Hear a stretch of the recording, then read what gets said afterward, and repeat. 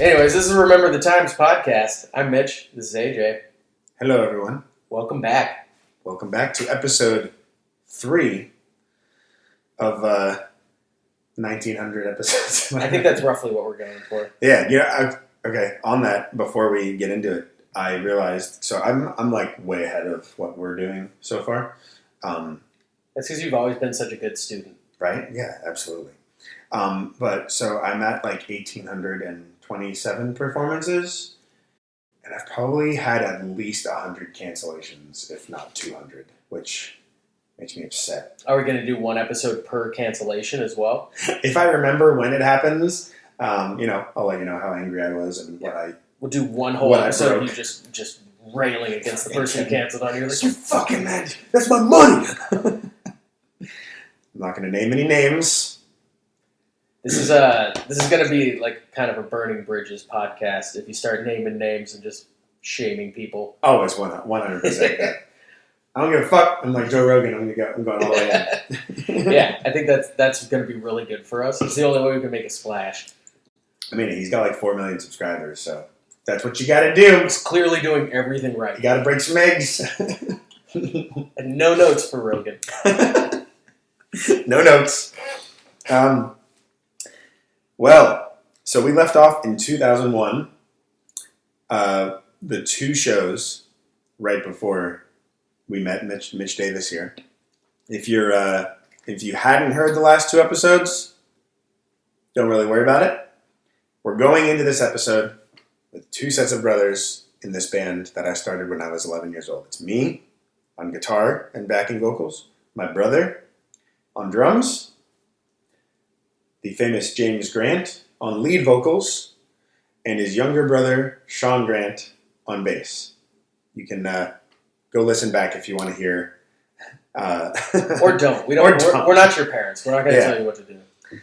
But, so we're leading into 2001 here, when me and Mitch both started going to Miracosta High School 21 years ago. Yeah, I was going to make a point to say that this all happened long enough ago that if a baby was born during it, it is now of drinking age. And that's really, really terrifying and sad to me. That's so sad. That's so sad. The unending march of time. It's cruel. Mocks us with its time is a son of a bitch. It's a son of a bitch. All right. Before we get into the details of the show and the surrounding events, I have to talk about it, right? Yeah, I think you probably should. I have to. I don't know what you're talking about, but I think... this one event basically decided mine and you's entire friendship. It sets up everything. I have to tell it. All right. So... I knew it was going to happen at some point. It has to. We touched on it last episodes. But me and Mitch met in science class, Mr. Bartlett's science class in 2001. Miracosta. And at some point during the year, one of the... This bodes really well for me that AJ can't even fucking finish setting it up. He walks in one day, and he starts off, all right, just pretend I'm Mr. Bartlett now. Pretend I'm the science teacher. I'm not AJ. I'm addressing the class. I'm talking to Mitch, and I'm speaking to everyone. I'm going to speak for the audience here when I say I have a really hard time picturing you as a science teacher. But sell me on it. Let's see it. Anyways, all right. He was also the swim teacher, so I'll be the swim teacher. Okay, yeah, swim teacher. You're more of a swim teacher than a science teacher. Yeah. Anyways, okay, so...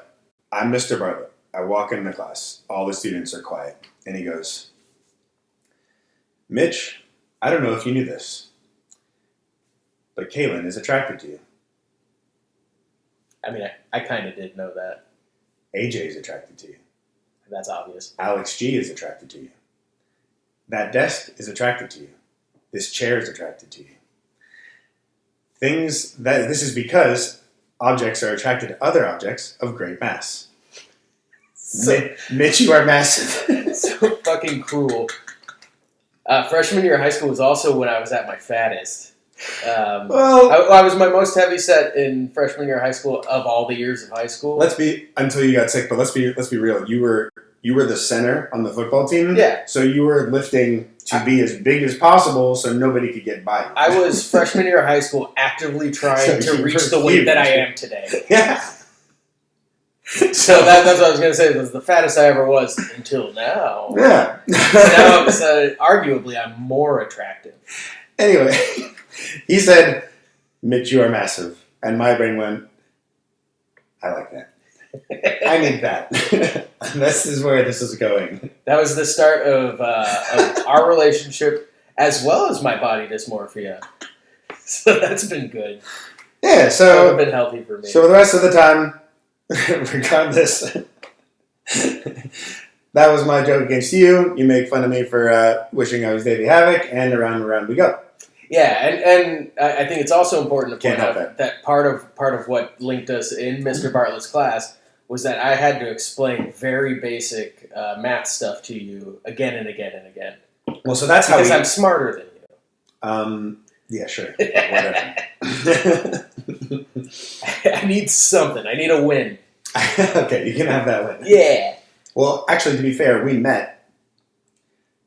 I don't think you were helping me cheat, but I didn't understand what the fuck was going on, and I know you did, so I kept asking you for help over. I remember specifically it was conversions, and I was reminding you of the King Henry died, a greedy little man. That's exactly what it was. Milk, or chocolate milk, depending on your region. But yeah, it was how to convert from like kilometers to whatever, kilograms to something. It didn't stick. The amount of times that I asked you, I still don't. I don't know. Yeah. This isn't one of those kinds of podcasts where I'm going to explain math and stuff. Yeah, you don't have to do that. But so you helped me pass. I passed. All right, I passed. I also seem to recall you didn't bring like a pencil. No. Well, I was coming straight from basketball practice every day, so I forgot stuff. A backpack? Yeah. All right. I was one of those, I have a folder kids because I don't give a fuck. You know, trapper keeper? Yeah. So we met because you were helping me remember the stuff. And then you found out that I was in a punk band. Even though I was dressed in full Nike and Jordan attire because I was on the basketball team and that was my jam. That was just how you dressed all the time.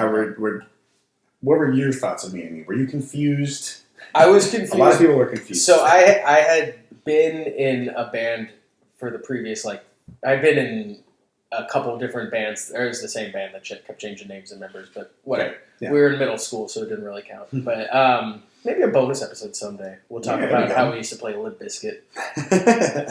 But I remember being surprised because I didn't expect you to be of the musical persuasion at all. Right. I was hanging out with like a more punk rock crowd. I had this sweater with the little, I like hand studded stupid crap around it. I remember that. And it fell off all the time. And I was like, oh, it's punk rock. And I don't even care that like a bunch are missing. Well, I knew you were from Hermosa, so I already assumed you were just punk as hell. But I was trying really hard to be punk. Yeah. I don't know if I ever actually got there. An effort was made. We did pretty good. All right, so you were confused. A lot of people were confused. Yeah, they all thought I listened to rap, which I did. All right, to be fair, I really liked Juvenile. I love Juvenile. Yeah, you could still do it from start to finish. Go! I don't think I'm allowed to sing that song anymore. I don't think you should sing that song. I should not sing that song. Nobody should sing that song. Yeah, nah. I still listen to it almost on a daily basis, but that's beside the point. That's news to me. It's part of my gym soundtrack. Okay. Yeah. Yeah, all right, so I knew what you... okay. You were just always like... I 100% remember the exact moment you were sitting behind me to the left, and you were like, AJ, I heard you're in a band, punk band. I was like, yeah. He's like, you have a bass player?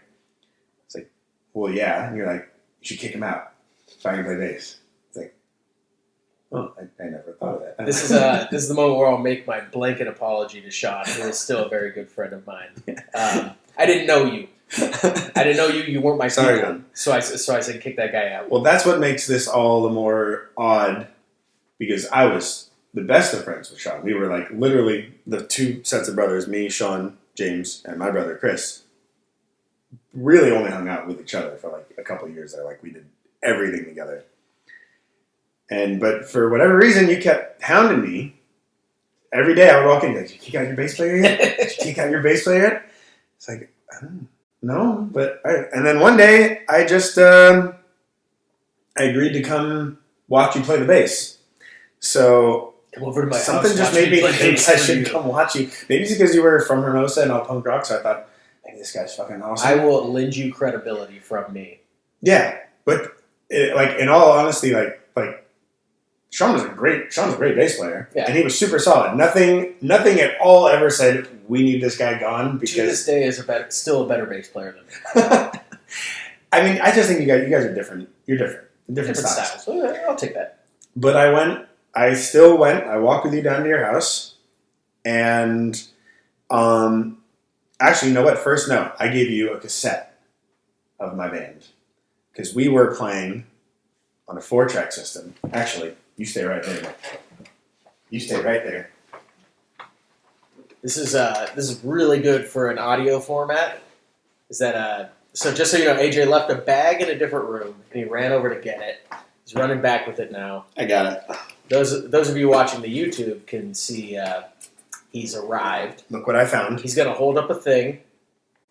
It is the original 4-track thing that we used to record on. They recorded on prior to me, so I said we. Well, you did all through high school after Yes, if I remember, I think we also recorded fart tracks on it. This is a 4-track cassette tape player. We didn't know how to use more than 1 track, so we recorded bass, vocals, backing vocals, drums, and guitar all on 1 track. So we really maximized its potential. I can't believe we still have this thing. I don't know if it still works. It looks so much cleaner than things that I've only owned for a couple of years. Yeah. But I had to bring it out because that just brings back all sorts of memories. Nice. Yeah. So you're setting it down now. Are you sure you don't want to run it out to the car? Yeah, of course. I gotta put it back. Go make a phone call. Yeah. It's a really good podcast. So I walked down to your house. I watched you play the bass. After you listened to us on cassette, you would walk around school in a Walkman, listening to us and checking it out. That's news to me. I don't remember that. I remember that. No, because you let some other students in the class listen to it as well. Okay. Yeah. Anyways, so I'm pretty sure you played "She" by the Misfits and "Hybrid Moments" because to that point Sean hadn't figured them out that way. This was before YouTube. So we were learning by ear, and you learned all the crazy bass lines. You're like, oh my god, that's crazy. He knows how to play that. And then, what was the Rancid song you played for him? It was on the first one, on the first album. We went over this a long time ago. Yeah, no, we talked about it months ago, and we couldn't remember which song it was. And then I found it, and I sent it to you, but I'm still spacing on the name. Doesn't matter. It was a Rancid song, so you know that it was very impressive on the bass. Very impressive. Rancid is 100% known for their bass lines. Matt Freeman is I think there was an Anti-Flag song in there, too. Was there not? I mean, we played Anti-Flag. I don't know if you played for that for me when I went to your house, but... Well, at the same time as all this was going on, I remember learning a lot of, Less Than Jake was kind of my jam, trying to pick out the songs by ear. Yeah. Which I've completely lost that muscle. like now, the access to information, I'm just like, fuck it, I'm just gonna look it up, and then I'll look it up and go like, this is hard. I don't want to learn it. Yeah, it's a nice skill to have. Yeah, but, I mean, I'm stagnant now. Yeah. So you showed me the songs, and I was like, fuck, that guy's really good. And again, I don't know why I even went forward with this because there was no reason for us to kick out one of our best friends. But I told Chris and James about your skills and that I was impressed. And they were, I don't know, maybe James was just it was like a little brother thing. Like, I don't really like this guy that much. So I feel like there has to have been some reason why, because there was no reason to replace him besides me just being a pest about it. Yeah, okay. Well, so you came to jam with us just to see if we all enjoyed each other's company and if you played well with the juggernaut musicians that we were at the time. I think the main thing that really said it was like, all right, we need this guy, is that we didn't know you could sing. And you were a far better singer than all of us. Which, if I remember at the time, I didn't either. I think I was. You didn't know. I'd never sung for anything before. Yeah, that's wild. So I think we played probably She or a Misfit song of some kind, and I was just like, "Oh, I could do a dancing voice." And not in James's wheelhouse. Whoa, he's so good! And oh my god, he's impersonating Danzig as like a 13-year-old, yeah, 14-year-old. So I think we were like kind of wanting to. I don't know if that just sparked the fact that we started switching instruments, because we did. But as soon as we found that you were a great singer, I think that was really the thing that made us want you to join. And then you started hanging out with us. You just became part of friends. In fact, the day after your first practice with us, we went and made more Jackass videos that became a big It felt like part an of our initiation lives. ritual. Yeah. It's like, all right, so you're going to hang out with us. You ever sat in a shopping cart and I'm shoved off a building? You're going to get Can't really say hurt. that I have. Yeah, the stuff that we used to do in those Jackass videos, like thinking back on it, like I slept on my side weird last week, and my shoulder's been fucked up ever since. Yeah. We used to fuse two shopping carts together, call it the G tank, and we would push it down flights of stairs and flip around inside of it, and we'd be like, "Oh, that was gnarly." I think we would actually die if we did those things. No, absolutely. Yeah. Like I just don't think my Christmas tree is way heavier than this year. It's not taller, but it's just heavier. Mm. And I just hurt myself lifting, so I haven't been doing anything. All I did was lift the tree up, and I'm in so much pain right now. Yeah, like I said, I slept on my side weird, and now this like outward rotation movement hurts, and it's ruining my whole day. Well, we're not doing anything physical right now. Well, like we mentioned at the beginning, this was 21 years ago. That's a whole person. It's like a generation almost. So you came in Jackass with us, and then I don't know if you knew this, but we didn't know how to like tell Sean yet. So we were going back and forth, just jamming with the both of you for like a couple weeks. Oh, you were fooling around on him? Yeah. Oh, you naughty minxes. And then, I don't think I ever told you this part. It was a pretty fast transition, but this was before we like really walked out of practice. Sean used to sit in the corner. We all would sit at practice. And we didn't know how to tell him. And then when James just went, and he's like, Sean, are you happy in the band? Like, totally caught him off guard. The most like managerial level question. I think he was just like, "What do you mean? Like, did I ever say I wasn't? Like, I don't know. Like, we can tell that you're not." I don't know. We never actually kicked him out. After that point, we pretty much just stopped practicing with him, and we just went and practiced with you, and that was that. And it never was addressed for like another 3-4 months, which to a 15-year-old feels like about 10 years right now. That's so long, That's and that's such a like traumatic experience. Yeah. And just touching back on my general apology to Sean, this entire time I don't think I'd ever actually met Sean. Maybe a couple times when we were filming Jackass videos, but for the most part I didn't really know him at all, and it was just like, so did you guys kick out that bass player yet? Because I want to play bass for a man. You met James. Yeah. On Halloween. I met James, and I think there was kind of a general vibe of like, I'm friends with him, and that's his kid brother. Yeah. So blew him up. But now I'm friends with all of them individually at this point. Sean, we love you, and we're sorry. It all worked out. Hey, it's only 21 years later that I think we're actually saying it for the first time. Oh, Jesus. Nobody said we were the good guys in this podcast. Yeah, no, there's no good guy in this podcast. This is just what happened.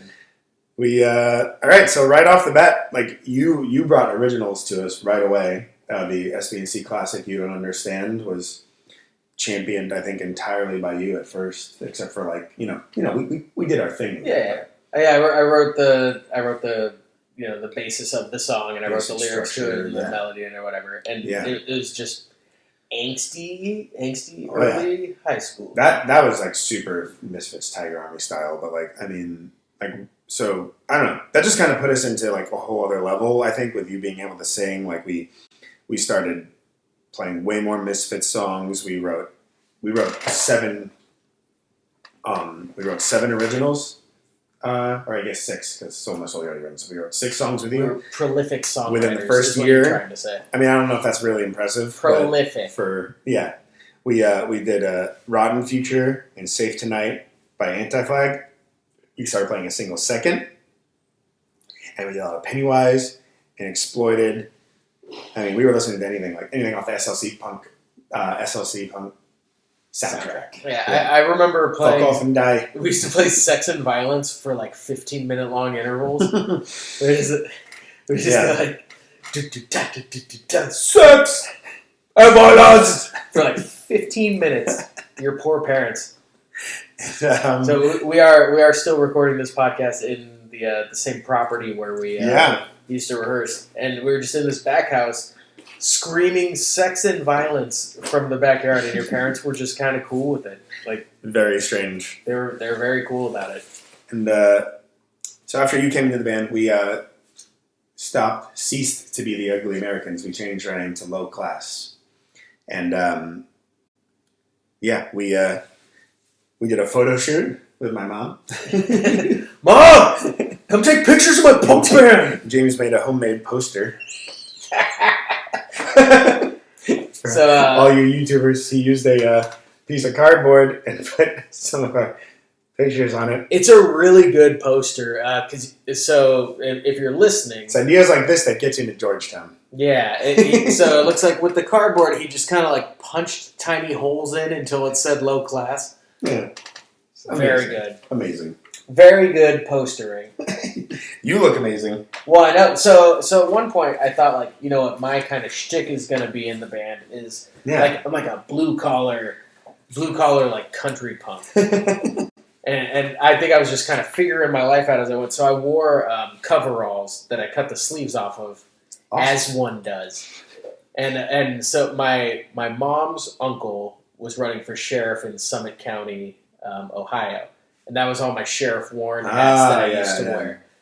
So I had just like a bunch of sheriff merch. Amazing. And I would rock that. Wow. And apparently aviators. I was pretty friggin' cool. Pretty cool. And my style's basically unchanged. For one more last little fun bit for the YouTube before we actually get into the show portion of the podcast. What we were here. Wait, the show hasn't started yet? No. Oh my god. Well, you know, like the performance. I thought you meant the podcast. No. All right, so I should probably hit record on the laptop. Oh yeah, absolutely. I have the rest of the pictures from said photo shoot on a disposable. Your poor mom. Here's one of Mitch. Here's the full group. So, for those of you listening, this is it's a group of, how old were we at the time? 14, 15? 3 15-year-olds and a 13-year-old. 3 15-year-olds and a 13-year-old, thinking they're like just like the most badass, like interesting dudes. Your mom didn't take all of these pictures. I hope she didn't take that one. No. I think that she took the group pictures, and then we just kind of went nuts with the camera. Unacceptable. And demonetized. This is I don't know why you're showing it to both cameras, by the way. I don't know. Yeah. I don't know how this works. Whatever. Yeah, neither of us do. Anyways, that was our first quote-unquote photo shoot. and just, by the way, for those of you who looked at that picture of me laying on my back, like holding my own crotch, because I thought it was like a cool picture to do, you're now in possession of child porn, so take that. Some of these will probably be up on our socials, just so you can follow along with our podcast. Cool. Can't wait. Yeah. Can't wait till that's on the internet forever. Yeah. Anyways. There goes my presidential life. So here we go. We're into late 2002. We've kicked out one of our best friends. We got Mitch in the band. And then one day, my dad decided to... So, all right, me and Chris were big in the basketball world. And this kid that we played basketball with also was in a little punk band. He was playing at Dano's in Hermosa, which I feel like is a bar. Or was a bar. So it was a bar and grill. It turned into like 4 different places. It eventually became the Standing Room, which then eventually became Agave Azul. Agave Azul. So we've played at every iteration of that place. As of the time of this recording, it's Agave Azul. We'll see what it is when it comes out. We've literally played at every instance of a bar that has existed at that property. Wow. Yeah, we're like ghosts. That's terrible. We haunt that place. Anyways, so this kid was playing, I don't think it was his birthday party, but he was playing a birthday party at Dano's. I don't know what it was. And my dad had the bright idea to just bring us down there because he knew we all wanted to play and just see if he could like get us to play some songs. Big league shoulder us in there and just like, get those kids off of there, put them in. So he must have like told Chris to bring his drumsticks or something because we didn't bring anything else. Mm-hmm. And I remember before it was like our turn. So they must have just said, yeah, sure, you can go up after this band or the band. The kids' band that we knew, they would take other people's music and then just write new melodies and lyrics over the top of it. I don't know why I remember this detail. I don't remember that at all. I just think it was really weird. I just remember they played Your Name Here by AFI, and the beginning starts off with the drums. I was like, oh, I fucking love this song. And then it wasn't that song, and I was so Do you think confused. It's possible that they were like, no, these are originals? No, I 100% asked them, and they're like, yeah, we just took it and like wrote our own stuff over the top of it. That's really weirdly creative. Really weird. Yeah, I mean, there's cover bands, there's tribute bands, there's originals bands, but there isn't a band that just like plays the music of a band and then writes their own shit on top of it. It's very confusing. I mean, I guess that's kind of like sampling, like a rap song or something. But I don't know. It was an odd thing. It's weird that I don't remember that at all because that's kind of impressing me now as an adult. Yeah. Right. James wasn't there, so it was just a 3-piece. I don't think it was this time, but there's a running joke because one of the times James had to miss a show, which was pretty frequent, I would say, by the end of high school. He had to miss a show because he was in debate class and he was in the debate state finals, and we just thought that was hilarious. I'm so sorry I can't make it to our punk band's show. I have debate state finals. So whenever James misses a show, it's because he was in debate state finals. Yeah, no matter what the actual excuse is. I don't remember why he was actually. But so it was just the three of us. We went up with not our instruments, never having played with you live before. I just remember the stage being so small that Chris's cymbal kept hitting you in the arm. I distinctly have flashbacks to that when we play small stages today. Is that I can't get too close to the cymbal because it'll kick up, and I remember feeling it hit my elbow, and then I threw my whole deal off. But beyond that, I don't think we played that bad. I know we played American Psycho. So we might have played the intro off of that Misfits album as well. The Kong and Bass. No, the other one. Obama and Old Dr. Fees. Oh, yeah. And we played Drink Drank Punk. I know that. I don't remember anything else besides those two songs, but I know we played those two. And, that was the first time we played live together. Sometime in late 2001. And I do still have like stress flashbacks to the cymbal hitting my elbow, but I also remember it being like super uncomfortable. Like why are we here? Yeah. Nobody here wants us to play. Is anybody listening? We're taking the place of the person who does want to hear us play. Yeah, or the person who does want to be heard playing. Yeah, that was it was a very weird thing, but I guess you got to shake off you got to get the nerves out. So I guess I'm glad we did it. It was a very good first show because it was just kind of like, hey, guess what you're playing today? Yeah. Thank you, Dad, for being. And I do think I remember hearing like the day of or the day before, like, hey, guess what? Come down and play at this bar. I think I'm gonna go get you guys down there. And so we didn't play again for a while, and I think if you remember, we would all go to Big Bear during President's Day weekend. Mm-hmm. So like 4 months later in February, my dad said something about like, Mitch, like, when are you coming over to practice again? In front of Sean, and you got all like red faced, and Sean was like, "It's okay, I know." I do remember that specifically. That very weird social moment of just like, oh no, he knows. Yeah. It's like, of course he knows. He's a really smart guy. Yeah. But yeah, I am not sneaking stuff by Sean Grant. So that was we were all fine after that, and that was our first show, and that was that was Mitch's entrance into our band. So if you're listening along at home, I think episode 3 is the one you should start at because nothing else fucking matters. Nobody cares before that. Maybe we'll do some bonus episodes of My Cool Band back in the day. We'll think about it. I mean, let's be real. We haven't gotten into any of the horrifically funny stuff that have happened to us. We're still just setting the scene here. Yeah, it's getting our feet wet. We've only played 3 times. So part of this is I don't remember a lot of this stuff. So it's important that I get the baseline knowledge of where we're going from. Yeah. But I was there, and I do like as it's brought up, going, oh yeah. Yeah. So I'm remembering kind of like where we were when we started out, and that makes the later stuff a lot funnier. Yeah. I think, and a lot Better. more compelling. Makes for better podcast listening. Exactly. So stay tuned. Next week's going to be even funnier, or next 2 weeks. Bi-weekly. We're doing bi-weekly. Probably. I mean, who knows? They'll come out when they come out. I mean, we're busy, important men. I'm just assuming we're going to get super famous right away, and we need to do it like almost every day. I mean, we're only getting paid a little bit to do this right now. Thank you to all of our Patreon subscribers and all the people who have just been sending us cash, like I mentioned earlier. It's been great. Mitch's OnlyFans is really popping off. So That's been our main source. I'm not above doing that. It's mostly just my feet because my feet are tremendous. And you know what? I can put my feet on the internet. I've gotten over the body dysmorphia that Mr. Bartlett gave me when I was younger. So it wasn't my fault. It wasn't my fault. I know my feet are beautiful. Don't let anybody tell you different. Seacrest out. We'll see you guys on episode 4. Peace. Thank you guys for Bye. listening.